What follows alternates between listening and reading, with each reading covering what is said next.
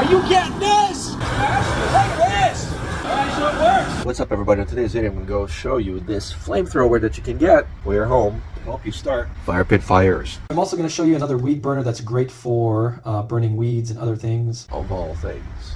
Stay tuned for the whole video. Today we have this multi-use torch, which is really a flamethrower. The only reason they call it a torch is because they can't sell it as a flamethrower.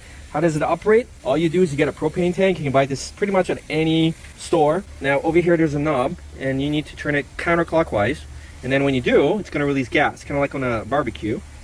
And then the further you go clockwise, you can hear it, right? That's releasing the gas. And then you just press the trigger and that's how you light it up.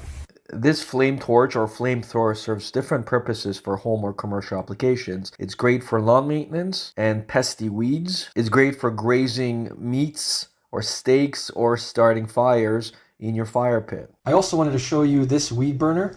It's great for burning a lot of weeds because it has a pretty long hose, making the job much easier. So, and we're gonna light this fire pit right there.